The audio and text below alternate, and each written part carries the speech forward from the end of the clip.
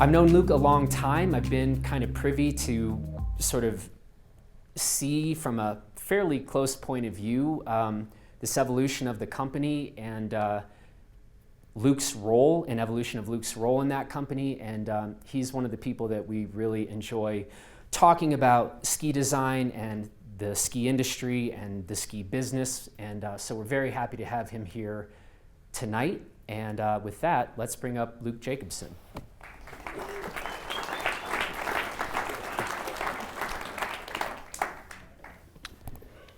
Sparks, Nevada. Nevada. Yep. Or Reno.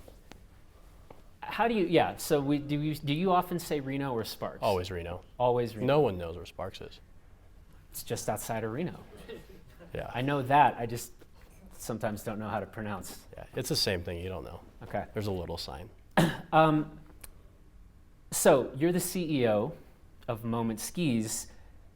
Tell us a bit about Moment. How do you talk about Moment these days in its current iteration?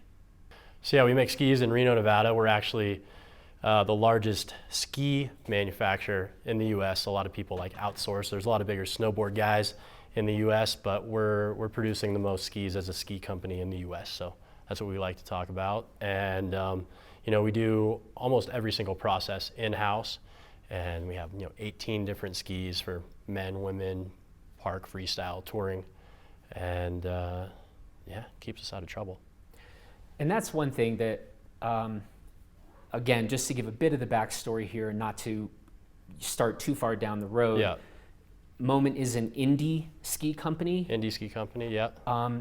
But there is quite a bit of variation in terms of when you mention here that you do most of the processes in-house. Yep. That is not necessarily true or a given when we lump together a lot of these indie companies, right? Yeah, well, like a lot of brands that are out there, pretty much just get their stuff made overseas or by a big conglomerate. And then some people, like, they don't really do everything in-house. Like a lot of people don't have like core manufacturing in-house or sidewall profiling in-house, all these like little intricacies to make the skis. So we'd like to make everything in-house start to finish.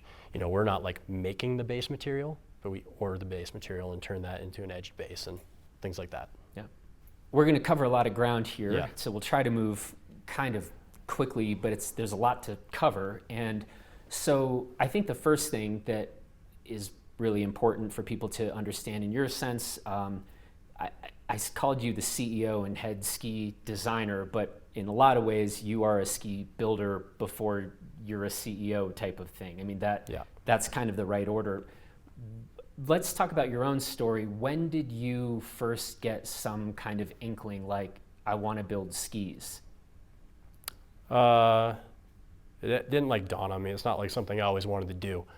But I actually went to the University of Hawaii my first year of college. I ended up graduating from University of Nevada, Reno. But I went there, and I had always grown up skiing and ski racing and doing the free ride thing and all that. But I was just like, I want to do something different, go to Hawaii, like totally no mountains really, just let's go surfing and try something new. Started down a degree that I wasn't interested in. Everyone always, like my parents and family, they were like, you're going to be a mechanical engineer. And I was like, no, I'm not. So I like tried to do something else, and it was horrible. They were right. And What's the other thing you tried? It was computer science. So it was, I don't know, I was just gonna hack the planet or something like that. But yeah, it wasn't that interesting because you're like designing something that just like lived on a screen.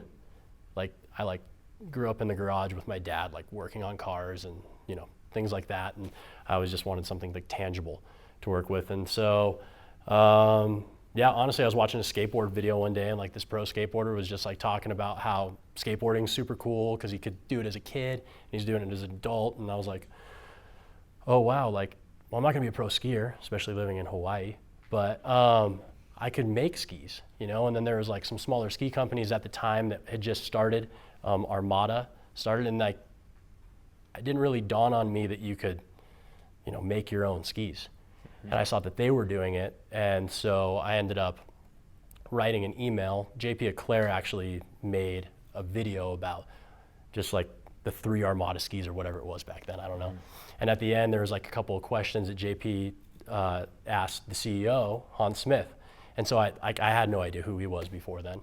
And so I just like wrote an email to info@armadaskis.com or whatever it is. And I was like, to Hans Smith. And I was like, hey, you know, I'm thinking about going into mechanical engineering, like not sure if this is like the right thing. Like I'm not asking for a job or an internship, but like what would you like to see on a resume? And he was super cool. He sent me an email like 30 minutes later and was like, hey, give me a call tomorrow on my cell or whatever it was. And I called him, and like Armada like started in Southern California. And so like we talked about surfing and just like ski stuff. Yeah, and then I decided, okay, I'm done with Hawaii. I'm gonna go to UNR, and then started trying to get a job in the ski world. While you're still in school, and like after your first year, second year? This was first semester. First semester. College. Yeah. Yeah. So you're an undergrad. Yeah. Already talking to Hans Smith and thinking about like, I'm now scheming and I'm thinking through my coursework right now with an end goal of building skis for somebody. If you're doing computer science or engineering, you can't miss a semester. Yeah. You know, like with math and all that stuff. So I knew like I had to like, am I going to commit to this? Is this what I want to do? Because like I already made the stupid choice, at least for me, that computer science wasn't the thing, right? So I was like, I need to figure this out quick, so I'm not just like blowing money. So you're an undergrad, then when do you get connected with Moment? And is that the first ski company that you ended up getting connected with? Yeah, I talked to a lot of people. So I got done with Hawaii and I moved to UNR. I knew some guys that went there, University of Nevada, Reno, and got into the engineering program and was actively, so like one thing that Hans told me is like, you know, like we don't make our skis, Atomic makes our skis, but you know, like you need to, like the mechanical engineering degree is like the right degree to have to design skis, but you know, for people that work for us that design, like you need to know how all these raw materials come together, because there's only like a couple edge manufacturers in the world. Like you're blending a lot of pieces together. Like, you know, we use the same edge as like 90% of the ski companies out there. So like to be able to design a ski, you need to know how the raw material comes in. So I was like, okay, well I need to go like learn what that raw material looked like, because I didn't know what like all the different ski edge profiles and things like that. That's just one example. So, you know, I was like just trying to get a job anywhere to get experience. And, you know, unpaid intern, I'll do whatever you want sort of thing. And then I was talking to a guy that was like, hey, I know a guy in town that's actually making skis. And that was Casey Hawkinson. And he had the name Moment, but he had a masonry company. So he was laying block. He was just doing this as a hobby in this guy, like this small snowboard factory. So I tried to reach out to him for a long time, finally got in touch, and showed up one day and never left. And yeah, like that's really what happened. And like I was still going to school and he was doing masonry. He had like made a couple pairs of skis. Like the first pair of skis was made in 2003. And then he didn't make another ski for another year. And we were essentially just like sharing some equipment with these guys that made snowboards. Yeah, just like we're just having fun, you know, like selling skis to friends and things like that. And that's kind of like when it all started. And I didn't know like that Casey was going to become my best friend, that this was going to become a business. Like I just, you know, at the beginning just wanted to learn like what do all these parts look like. Yeah. So Casey sort of Moment officially kind of becomes a thing in 2003. Yeah. And how quickly after that, you know, till he, you know, purchases the name or something, and when do you step in? Is that 2003, 2004? No, that's like 2004, 2005. Okay. Things are a little fuzzy back then. Yeah. So yeah. Yeah.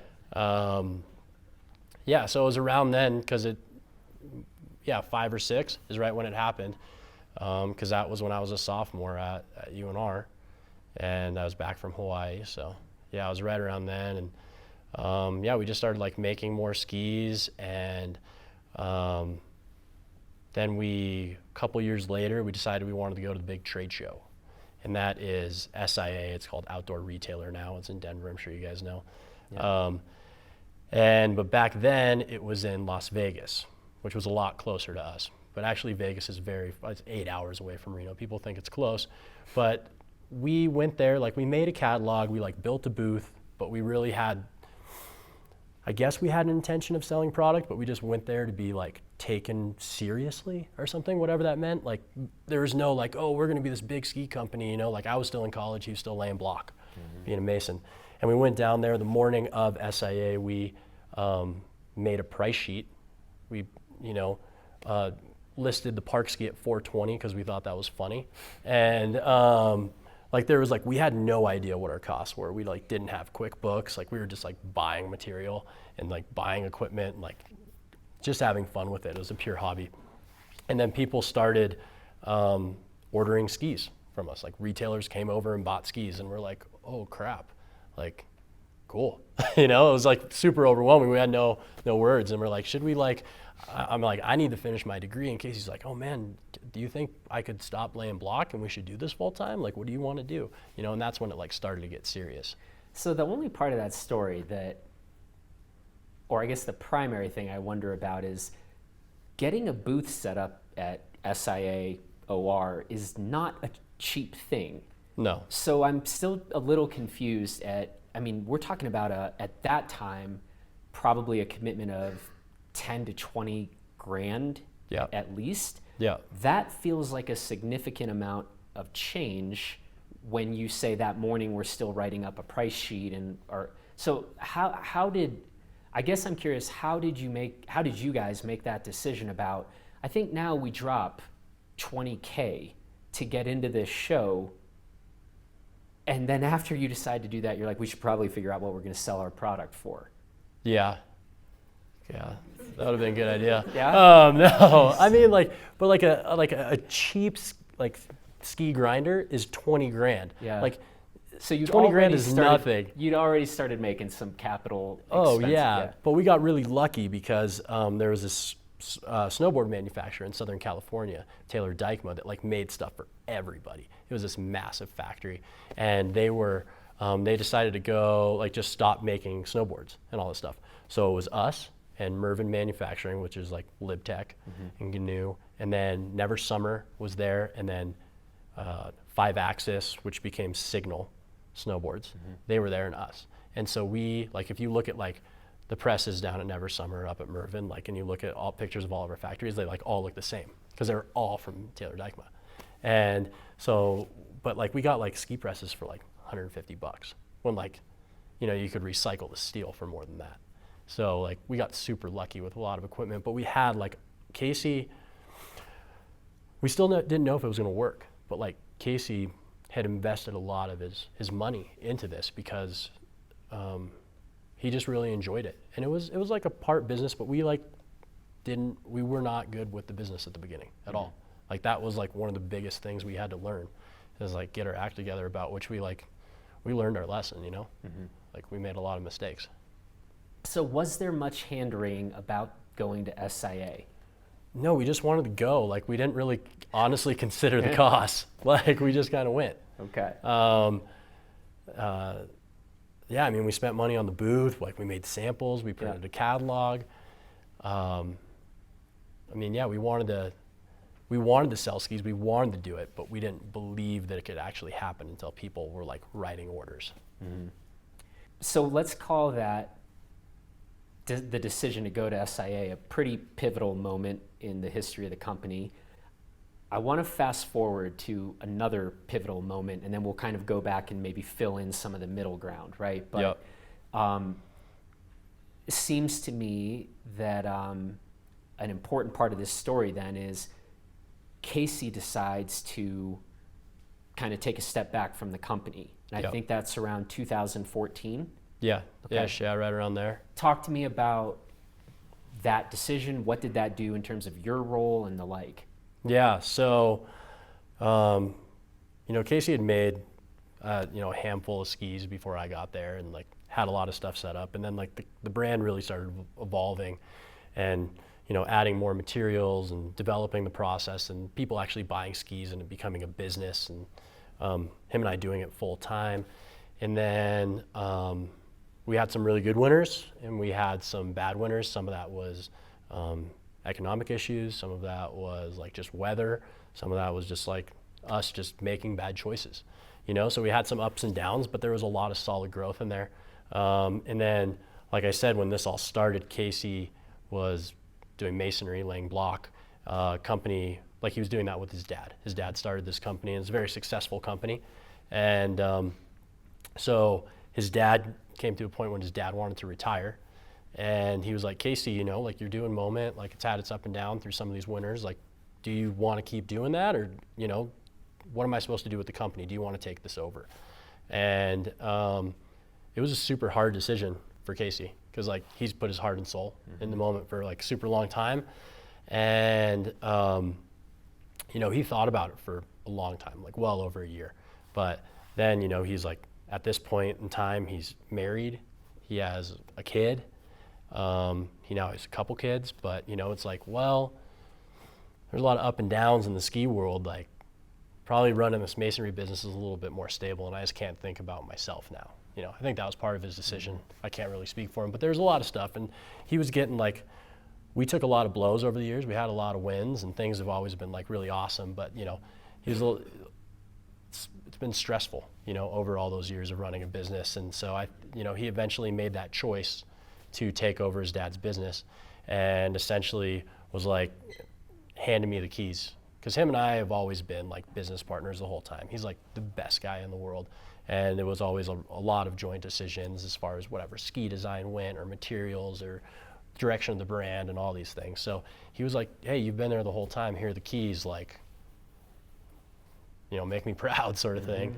And yeah, that was happened between 14 to 16, right in there, like the decision and the transition. And then he just, one day he was gone. And like really I didn't see him for like a while, until I had like questions on accounting. Yeah. So how ready, how prepared did you feel to kind of take over at the helm? Yeah. And we talked about the fact that you liked working in the garage, you liked building skis, you were a mechanical engineer. That is not exactly the same skill set per se, or even the same, you know, a person could do all of that and be very good at it and have no interest in running a company. Yeah. Had you always kind of had a bug to run the show of a business? Was this something that you picked up later out of necessity because somebody needed to be at the helm? Like what was that like for you?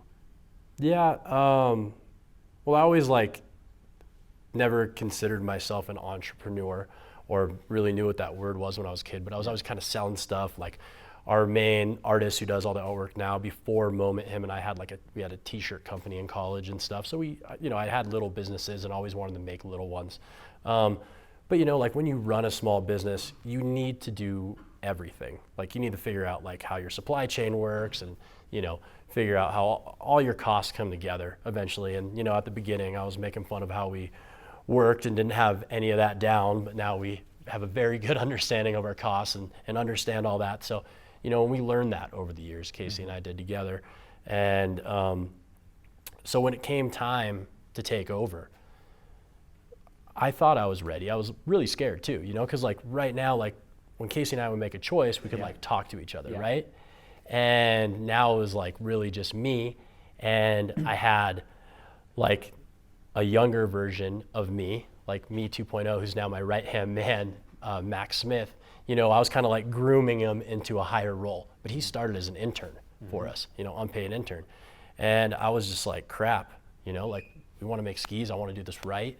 And so I was like, I got this, we'll figure it out. And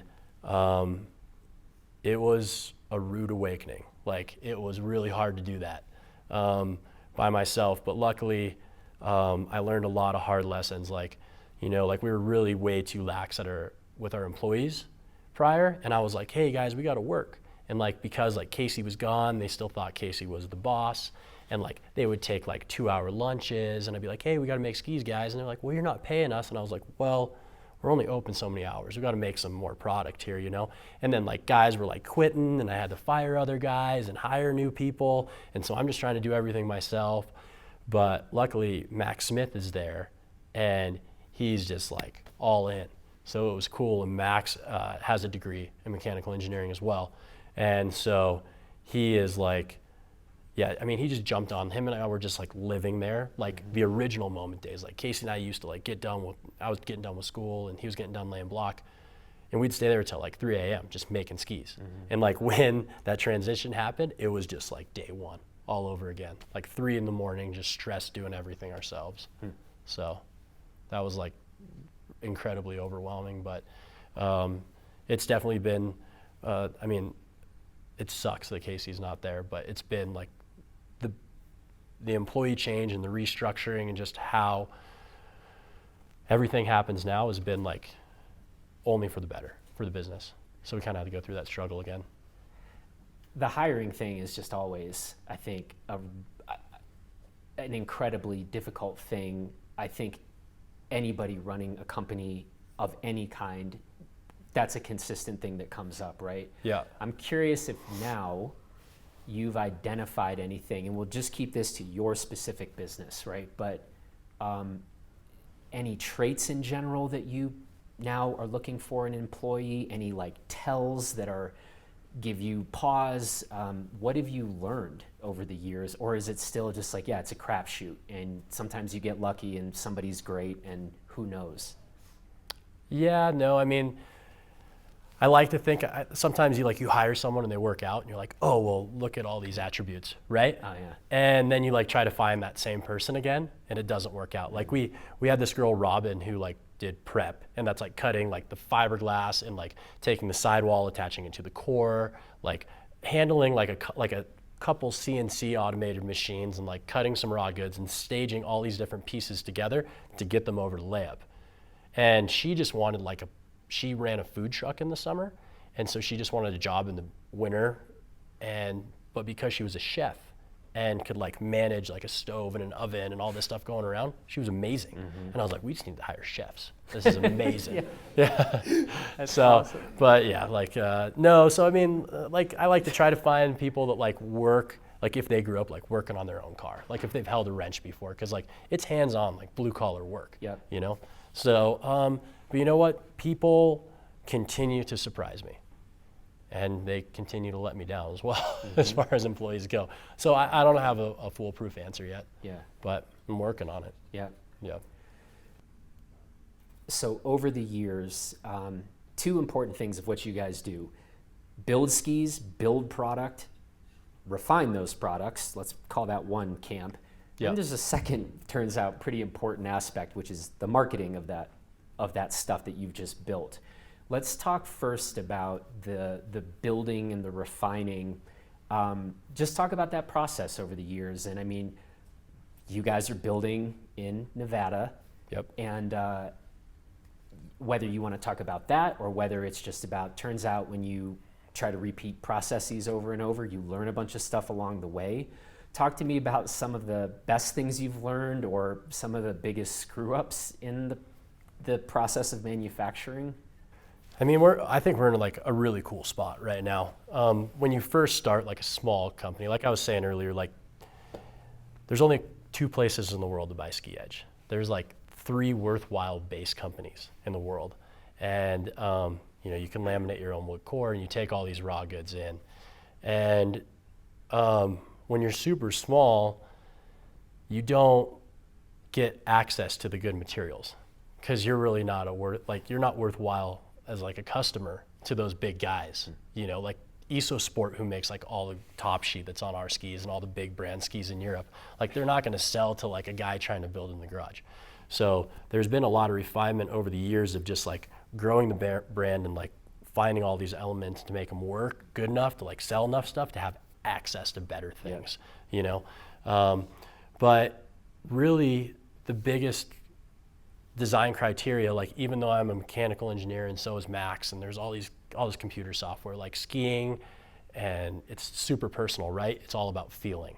So we take so much design feedback from what you say, and but like our athletes and Blister, our customers or whatever, and we take that feedback and we put it into our skis, like because we're blending different types of wood in our core that we deal directly with the lumber mill in Minnesota for. So we're blending aspen and pine and ash and maple and all this different stuff to make the ski come together.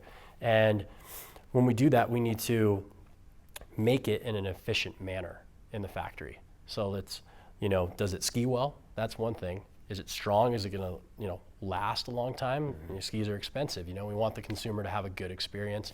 Like, we're skiers first. We want to make a really cool ski that's fun. Sometimes we make these cool skis that we never put out just because like there's something that's so similar in our lineup. So then we kind of come up with a better version of that. But a lot of it just comes down to like breaking it in the factory, like making sure, because we're gluing everything together with our epoxy, and we have to, there's like 10 different types of material that need to stick together and then flex over and over and over again and take abuse. So there's a lot of, we need to make sure it's strong enough, and then we need to make sure it skis well. So that's kind of a vague bit of what we do. Ski test and break stuff to refine the design process. Would you say over the last like 10 years, would you care to rank those things, like efficiency of production? That's been the biggest kind of advancement for you guys, or is it, or durability, or how do you think about let's just put it in the last decade? Yeah, I mean, it just depends what stage we were in there. Like, we are never satisfied. We want to make our product better every year. And so like, years ago, like we can have problems with certain skis because like, ski bindings, the screws go in, like certain models somehow, like they can have like, we've never had a major recall issue or something like that, but sometimes like this model, like a couple people pulled out of this ski with their binding this year, like what's going on with that? So like we go and we take a look at that, and we always refine that process, or we make mistakes and the skis become blem and just go into the dumpster. So we have to refine the manufacturing process. And then there's the people in the factory, everyone thinks it's really cool to make skis. You're making the same thing over and over and over again. It is like, my employees are amazing. Like they're just cutting the same thing all day. And so we're always trying to make that process more efficient, because the more widgets or skis we can pump out a day, like the cheaper like my cost of rent is, and things like that. So it's more for like quality of life of the employee to make things more efficient, to pump out more skis a day. And they go back and forth, because when you make something better, as far as durability or skiability, it gets more popular. Now you need to make more in your supply and demand, but now your factory can't supply that demand, so you need to make it more efficient. So they kind of go back and forth on each other. The better you make something, the more you got to make of it. Marketing, the kind of perhaps the flip side to this coin, right? So you're working hard, you're building all this stuff, you're refining, you gotta get word out there and maybe tell a story. How natural has that been for you guys, or for you in particular, or how much have you refined that over the years? Talk to me about that element of the business. Well, luckily skiing is cool. Turns out. And skiers like to see pictures of people skiing. Turns out. So, when we first started, it was just like the Teton Gravity Research Forums and newschoolers.com. Like we just went on there and talked on the forums. Like that's how we started. And then, I think at that time, like we had a MySpace page. That was pretty cool. I think Friendster was already dead by then. But yeah, so it's pretty easy to talk about skiing, but now it's a lot different as the brand grows. Like we have a bigger audience than just talking to people on forums. And so beyond just like trying to sell stuff, like talking to our customer through our marketing is like part of the brand. That's how we like develop the ski. Is it working? Do they like it? Do they not like it? That's super important to us. So like on our website, like almost all hours of the day, you can go on there and like a little live chat window will pop up, and it will be me or Fossa or Max or one of the guys, and like we want to get people stoked on the product for marketing. So like we're trying to be very personable all the time, because like, yeah, we can just like try to sell you whatever just because you think the graphic is cool, but if you go out and you have a bad time on it, like you're not going to be pumped. But if you can get on the right ski and like absolutely love it, you're going to be the best marketer for us possible, because you're going to love it. You're going to tell all your buddies to buy it. This is the best thing ever. So like we want to make sure people are on the right product. And then like I said, like we're still like posting photos on social media of skiing and video. And then if you go to our website, you'll get cookied, and you go somewhere else, we're going to hammer you with banner ads. especially if you put something in our shopping cart. Fair So, warning. but that's one thing you can do too, like because people do like abandoned cart emails. Like we don't do it, but like with a lot of companies, like make an account, log in, add something to the shopping cart, and leave. Like an hour later, you will probably get a discount code from most brands because they're really bummed you didn't check out.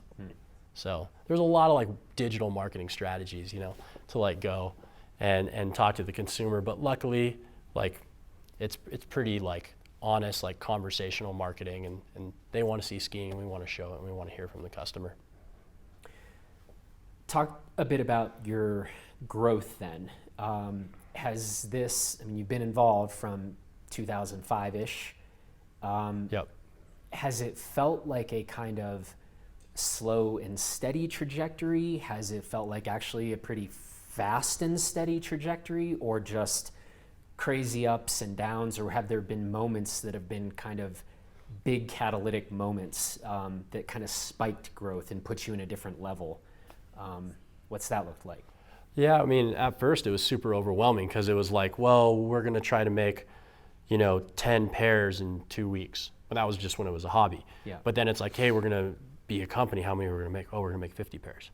But then it's like, oh, now we're going to make 250 pairs. Now we're going to make 1,000. We're going to make 2,000. So like, it always felt overwhelming. Like when we were like in the lower thousands numbers, like it was a big ramp up to that point. And then there was like some bad years.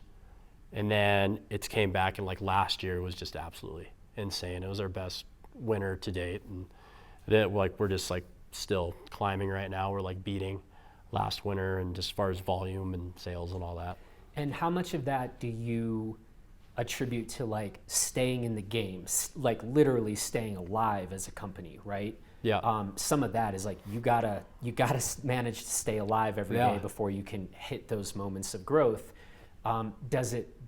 Did last year's success feel like this organic thing, or would you identify specific moments or things that happened along the way where you felt like that's where we got that bump? No, there's not one thing. Sometimes it's weathering the storm. The economy was really bad for a couple years. And then like ski shops, there's way too many crappy ski shops that went out of business and like didn't pay bills. Like we had so much bad debt for years, and like things were like really tough. And at that time there was like so many little ski companies trying to come up. There were just like marketing companies like Clint and Corrupt and all these guys like taking away our small market share that we had, and they were just getting their skis made by someone else and trying to sign every pro athlete. So that was incredibly difficult to compete with. Because there was just like rich guys throwing money at the sport because they thought it was cool, and then they just left. But so yeah, I mean, we just held on, and we just like we kept doing our thing, and it worked out. We just kind of stayed true to ourselves, and like certain times we had to like slim down on staff and let some people go, which sucked. And then we ramped back up and tried to do it better the next time. Like, there were certain years we made way too much product, and then had to like discount it. And that's like cool for like some consumers, but like it's not healthy to buy like skis aren't $300. Like they're not. Like there's a reason they're priced at $750. Like we're not making a ton of money, especially like making skis in the USA. It costs a lot of money. So, but the last couple of years we've had like a lot of cool things happen. Like David Wise won a gold medal in Superpipe on our skis, and that was a really fun process. And we had some cool advertising marketing campaign that Google reached out to us about, and so that was a cool video that like tons of people saw. And we've just been like, I hired a sales guy, and that's Vasa, and so he's been getting the word out, and like we've been taking all this feedback, and it's not one thing that changed it, but it's just like working hard on every little bit and doing everything we can, and eventually you start to reap the rewards of all that. Speaking again of building in the U.S., a lot has been made lately about tariffs. Yeah. And so let's talk about tariffs and materials and how that affects your daily operations. Yeah, I mean, it's definitely like a consideration. Like it makes the cost of things go up. Sometimes it's only like 10, 50 cents here and there on some products, but you have to think that if we're selling a ski through a sales rep to a retailer to a consumer, that $1 to us is $4 to the consumer. So those like changes add up quick through all those exchanging of hands and everybody needing to make a profit. You know, the biggest effect we've seen on the tariffs are for our steel edge and for the titanol that is like a special aluminum that goes in our big mountain charging skis. Both of those products are from Austria.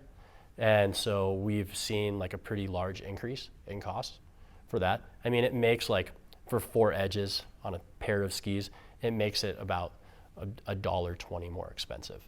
And it makes it more of a headache, you know, to get it through customs, because you never know, like things are a little bit more stable now, but for a while, like Trump was just changing stuff all the time. Like you didn't know what was gonna happen, if you're gonna pay way more or way less. So it was hard to price these things. We really don't get much from China, and that's where like a lot of the issues are with some of these companies. You know, it's mainly that steel aluminum tariff with the EU that we see on our end. As little as you and Casey knew back in, say, 2004, 2005, do you think it would be harder or easier to start Moment today as opposed to back then? So you don't get to come in with a bunch of experience that you've earned over the years. I think it would be easier to make our first pair of skis now, just because there's so many more people that have done it, and like resources and like YouTube and all this other stuff that we didn't have back then. But I don't think that we could have. I don't think I could start Moment now and it'd be Moment. Like there's like a time and place thing, right? Because we are still one of the like older indie brands out there now. You know, you try to come now and you like want to start a ski company, and it's like, you know, like we were like, oh, like when Casey made his first ski, he wanted to make a ski that didn't exist, because it really didn't exist. And sometimes you see these small guys in their garage making skis, and competition is awesome. Like by all means, like make skis. But like they're just like, their description is like, we wanted to make skis because no one else was making this ski. It's like, come on, dude. There are a lot of really good skis out there. Yeah. Like, what are you doing different? So as long as you're bringing something new and unique to the table, and like, you know, promoting skiing and trying to diversify things, I think that's really cool. But I think we were lucky. There was, you know, we went to ISPO, which is like the Europe SIA, and we made the first rockered park ski ever. Like we got flown there and got a brand new award for that. And so like it's a lot harder in ski design right now to be unique. I think we're like, now all the technologies and bindings and boots, that's like the new evolution of skis, you know. It was like before we got in with like when skis were getting fat and skis were rockered, and we were lucky to be a part of that evolution. Yeah. As we do here, we're gonna open this up to you guys. We do have a microphone somewhere. So yeah, this is our Western versus Proust section. So you guys have never let me down before. We barely ever get to the Proust questions. So, but if you have questions for Luke, this is your opportunity. Jared's gonna be handing a mic, so please get a hold of that microphone before asking your question. So let's see what we've got. I'll ask you one more question while we start getting that mic passed around. What Moment ski do you spend, let's say the last season or 2 seasons, what ski have you personally spent the most time on? Deathwish 190. Deathwish 190. Yeah. Is there a close second? Wildcat Tour. Okay. Yeah. Cool. Question? So when it comes down to your materials and your process, can you speak to some of the things, or do you guys keep in mind like the environment and trying to like mitigate your impacts on the environment? And if so, like what are some of the ways that you do that? And if you've like sort of just been brainstorming, like what are some of the things that you're like planning on moving towards, if that's something on your mind? Yeah, no, it's a good question. You know, like honestly, there are some parts of ski manufacturing that are like not the best for the environment. Like, I don't want to just like lots of people are just like, oh, we use bamboo, we're eco-friendly. It's like that bamboo like was grown in China and then shipped on a boat here to your factory. You know, like, is that sustainable? Like, yeah, bamboo is a grass and it grows fast, but like, you know, we work like all of our wood cores, they're not FSC certified, but like I know the guy in Minnesota that logs it. It's the mill company has been in the family for a long time. And so like they're just not like knocking down the rainforest to get the wood, you know, like he has to harvest the forest sustainably so he has a job next year, you know, and so he takes that into mind. The epoxy that we use is 99.9% VOC free. That's the volatile organic compound or whatever that's in there, the nasty stuff. So like our guys at Layup, they don't need to use a respirator or anything like that, so we're not using real nasty stuff there. The UHMW, which is like the PTEX, the base and the sidewall, like all of our scrap, we try to like recycle that. We don't use nasty screen printing inks in our process. We use sublimation, which is a water-based ink, and then after that paper transfers the graphic onto the top sheet or base, we take that paper and we use it as packaging when we ship the skis. So we try to do that. A lot of the sawdust that is byproduct of profiling the cores, we put that to the side in different bags, and local ranchers grab that for their horses, and so their horses lay in there. You know, but like honestly, like there's a bunch of like epoxy and extra fiberglass on the sides of the skis after it comes out of the press, and we cut that off with the bandsaw. That goes to the dump. Like unfortunately, we've talked to people about like ways to like grind it up and maybe put it in asphalt or something like that, but it's really difficult to like recycle at our volume. Like we've talked to a lot of businesses that want to do it, and they come in and they think we're like some massive corporation where they can take our product and then resell it to someone that melts down plastics or whatever it may be. But we're in this like really crappy middle point right now where there's not a ton of it, but there is some waste product that I wish we had a better way to recycle. But where we can, we try to do the best. You know, we love the outdoors, and you know. Does that kind of help? Yeah, no, that's sweet. Thank you. You touched a little bit on outsourcing globally, and then some of the challenges you faced when you were when the tariffs kind of came into place. Are there other challenges that you come across when outsourcing globally versus outsourcing locally? Outsourcing, I mean, like that's purchasing of materials, right? Yes. So well, like the thing is like those materials, that ski edge and that Tetanol, there is no one that makes that material in the United States of America. We just have to go there. Unfortunately, it's like one thing we have to deal with. You know, like another factor is like we buy our base material from these guys in Ohio who make it. And I could buy that material from Austria, but I choose to, it's partially a business decision as they're still on, you know, the US dollar, and I don't have to worry about the volatility of the euro versus our currency, right? I don't have to worry about customs. And then also you can think about the environmental impact on that. I don't have to like buy something that's in Europe, put on a plane or a boat and ship it here, you know, like they're both UHMW PE. And so like those are considerations that come into play when we're like sourcing different materials. And sometimes there are a couple materials that are made in the US, but the stuff in Europe, it's just better. And so it's like, you know, we want to make the best product we can, so we just go with that route, you know. Hi, thanks Hey. for being here. Thanks for having me.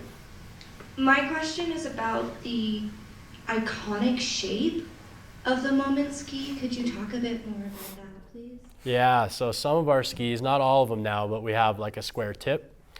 And so what happened is Casey is not a loud or a cocky guy. And the first pair of skis he made had actual black base material. This is the top sheet. We only have one of them now. The other one is lost at Kirkwood, California somewhere. But he made this ski, and really there were like, now there's a lot of like smaller like garage brands and stuff like that, but there really were not brands like that back then. And so he went and he rode the lift, and like no one said anything. And like he didn't make it to get attention, but he was still like really proud of like, hey, I made skis, right? And no one said anything. And they just thought he like spray painted his skis or something like that. And so the next time he made a pair of skis, he just made a big square tip on it. And he rode the lift and everyone was like, what are those? What are those, man? You know? And so, yeah, we have a square tip. Most of the skis do not have a square tip. They're more blunt now. They have some shape to it for just manufacturing ease and just overall aesthetics of not being pigeonholed into one design. But yeah, that's where it started. Is he wanted, like, we did have graphics capabilities, and so he's like, well, let's hack this thing off. I'm from Reno, so I was just wondering what made you guys decide to set up in the area, set up the company? Well, Casey grew up in Gardnerville, just south, like an hour for everyone that hasn't been there. And we just love Tahoe. I grew up on the other side of the Sierra Nevada mountains in Northern California in Auburn, and came to UNR. And Reno's an awesome community. Like, Tahoe's right there. It used to be a lot cheaper and used to be a lot more mellow than it is now. Like, it's exploding as a city. But yeah, it was just, we just had our friends and family and community and love skiing Tahoe there, and it was just, why move, you know? You are clearly an ethically minded company. Your answers to the environmental question was actually pretty impressive, what you guys do, and it shows that you think about these things and you care about things, obviously with your employees and being made in America and things like that. So with that in mind, you're probably aware of the recent fire that's hit backcountry.com for their recent efforts for trying to own the word backcountry and suing small companies who use the word backcountry in their name. You carry your skis on backcountry.com, or they carry your skis and you sell with them, so you clearly have a relationship with them. And have you considered doing anything, or have you done anything to kind of maybe represent your audience and the people who believe that the word backcountry should be in the public domain? Yeah, good question. We were chatting about this a little bit earlier. I first saw that article like 2 or 3 days ago and started seeing all the commotion online about it. I have, at this point, honestly just breezed through the articles. And from what I saw, looks like incredibly disappointing. But I am not well read on the subject yet. I've just had a busy weekend, because I've been gone. I had to hang out with my girlfriend and do all this other stuff. So honestly, I can't make a formal opinion yet without reading. But I think that's a really, from what I saw, it's incredibly disappointing that they're trying to sue small businesses like that little ski manufacturer, and just for using the name backcountry, and I don't understand how they can own that word. So, but there's been no choice. Like I said, I need to learn more before I can make an educated response. I'm kind of curious, who does your design work, and do you guys ever do guest artists, or who does the graphics on your skis? Yeah, so we have a couple people every year. The main staple of most of our graphics is one of my best friends, Max Miller. He actually lives in Brooklyn, New York, and the last couple of years it's been Max and this guy, Ricardo Garcia, who is a tattoo artist down in Brazil. We've had a lot of cool artist relationships over the years.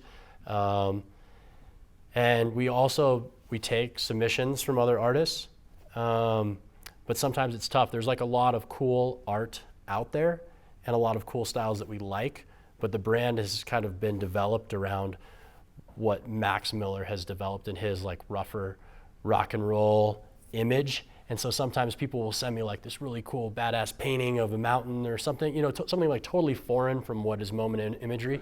And although we respect it, we're it just doesn't mesh. So if you're an artist or someone, we always love to talk to new people and see that sort of stuff.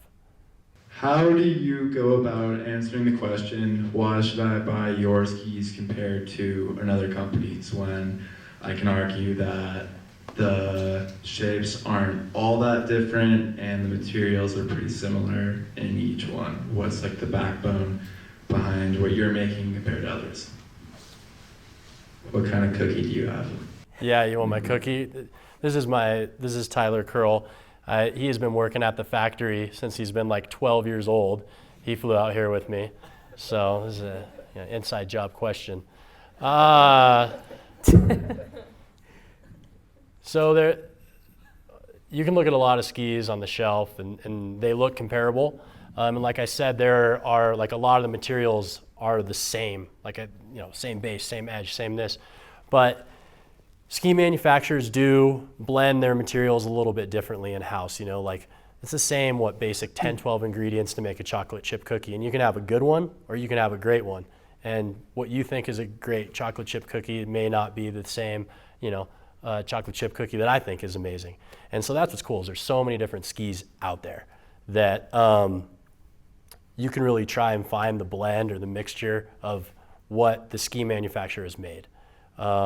So are our skis absolutely the best and everyone should be on them? Absolutely not. Like there's so many good skis out there. But the ski that we make and the cookie that we make, like they're made by skiers, they're made in America, and we take our feedback from our athletes and our consumers, and I think that really shows in our line. Like we have a very diverse line. Like we just don't make a ski to make a ski because, we don't have this category. It's like it has to make sense, it has to ski well, and so we really try to take all that back and like just be skiers first and businessmen second. And so when we establish that sort of relationship with the customer, I think you can go on our website or call us and do that and see our factory, and that's not something that you can get everywhere else. So if those sort of things are important to you, then yeah, it's like we'd love to have you try our skis. And occasionally, when Luke messes up and changes the cookie, you can sometimes get him to go back and make the old cookie and make the cookie heavier sometimes, which is maybe a different story, but maybe it's not a different story. So we've changed the recipe back and forth. Yeah. By the way, I have just one writing question. Is Yellow Glory or Sunshine Thunder a better name? Why are you talking to Scott? You like that? That's my newest purchase. This was a question asked by ON3P Skis founder Scott Andrus. He just simply wants to know, is Yellow Glory or Sunshine Thunder a better name? He can decide. He keeps on sending me names. My girlfriend and I have been dating for 4 years and we don't live together, but we just bought a 1972 Volkswagen Beetle together. So that's where my relationship's at. And it is bright yellow, and he has a text of my bug that I sent because I'm good friends with Scott at ON3P Skis. So Scott and I like to bully jokes on each other. It's very Yellow Glory. I like Yellow Glory, but that's not what Samantha and I call it. We don't have a name yet. Okay. Yeah. You're working on it. Do we have a show of hands? Who likes Yellow Glory versus who likes Sunshine Thunder? Yellow Glory? Sunshine Thunder? That's better. That's in a landslide. Landslide. Okay, if you It's guys done. don't, it's kind of disrespectful to all of us here in the Gunnison Valley if this isn't officially now Sunshine Thunder. We drove from Denver and I think it was today, I saw a sticker on the back of a car that said fake hippie, and I was like, I want that sticker for the bug. Yeah. Okay. Sorry for that. I was wondering, as Moment grows and the credibility of your skis increases and the cookie kind of goes from good to great, how have you watched your target market change? Maybe from skiers on different parts of the sport or different levels? Yeah, that's a good question. As the brand grows and we're talking to more customers, it's definitely very apparent because we deal with a lot of that customer service in-house. So it's always like really interesting, like back where like when we first started and we were talking to core customers, we would always kind of recommend the longer ski. Now we're kind of recommending maybe the size down because it's like, wait, you're in Florida and you're shopping for skis? Oh yeah, I go like twice a year and they love it. It's cool. Like we're glad to get them on the product, but You know, like one thing that we have never even considered is like, oh, we need like this narrow rental carving ski or anything like that. That's never been a consideration. You know, we still make, I think, more 190 plus models in the free ride world than like any other brand out there. Like we have like 5 different models in a 193 plus in our catalog now. So that's pretty cool. We make like a lot of super wide skis. So we're still taking care of like the core customer for sure.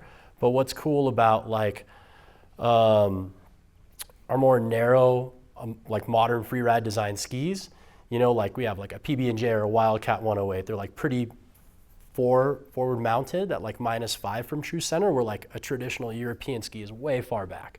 So these young free ride guys want to ski this farther forward to be more playful all over the mountain. But people that maybe don't ski as much, like they would never really consider this ski because they're like, oh, that's an expert ski, whatever, you know, it has rocker at the tip and tail, it's pre-flexed, easy to turn.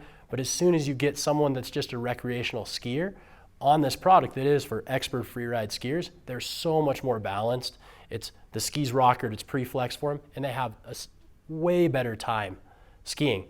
So actually, like an expert free ride ski is also an amazing intermediate ski. So it works out. So we're not going to change. We're still going to be making the big, fat, cool stuff and keep on trying to make really fun ski design. That won't go away. The last question I have is, as a ski brand, what do you look for in like an athlete just outside of skiing? Because, you know, when they're on the lift, you want them to promote your brand in the best way. So outside of skiing, what are you looking for about their ability? For athletes? Yeah, like even though they might be the best pro in the world, what do you look for in an attitude to basically promote your brand in the long term? Because you don't want some guy on the lift that's not going to talk to the tourist that is like, oh, those look like really nice skis, what about him? And he's like, I don't want to talk to you. Yeah. You know what I mean? Yeah, I mean, that's part of it. I mean, there's a lot of like, you know, like we don't have the budget to go sponsor Candy Tovex. You know, like I just can't go like buy all these cool athletes that certain brands have over the years. I would love to do that. They're all amazing skiers. I've met some of them. They're like really great people too. So what we look for as a small company, because like marketing and social media marketing is huge for us, is like honestly, in like athletes today need to be their own brand, and they need to be able to use a camera, a video camera. I have certain people and athletes over the years that have like shown up and like they're amazing skiers, and they just think we're going to provide the photographer and the videographer and pay for them to go be in Matchstick Productions, and that's not how it goes, man. I'm running a business, like, and as an athlete, you are part of that business. So we're making a trade. Like, I don't care how good of a skier you are. Like, really, you have to be a good skier, right? Like, I'm giving you skis. You need to give me content. You need to give me photos. You need to give me video. You need to give me feedback on the ski. How's it working out for you? Like, I think talking and being a personable guy or girl on the lift and speaking highly of the product that you ride on is a no-brainer. That's just one small piece of the pie.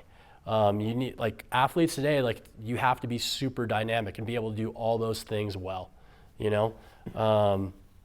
So it's a lot to be an athlete. You know, from our side, we like to find people that are just super passionate about skiing, that are kind of like their local heroes at their mountain, you know, like everyone. They're just kind of like local legend, like, oh yeah, he's a badass, she's a badass sort of thing. And hopefully they're pretty decent with a camera and a photo or a video camera as well. Very good. As always, very good questions. Appreciate that again from you guys. And this has been fun. If you didn't get a chance to ask your question, please come say hi to Luke and do so now. We're going to wrap on that. Thank you very much for coming. Yeah, and, thanks for having me, guys. We're going to be doing some, having a few more conversations tomorrow that we'll be posting, I think, on our Gear 30 platform, so you might want to stay tuned for that. I thought we exercised a lot of restraint. We did not nerd out very hard on. We nerd out. This was really hard. That's why I was trying to keep like the stuff we did, short. So I'm giving us a gold star. But if you want to hear more about ski design and the like, probably be checking out and looking for a upcoming Gear 30 episode. Other than that, we will thank Luke and then do shortly here in a minute this raffle and see who just won some skis. So thanks again, everybody. And thank you. Yeah, thanks.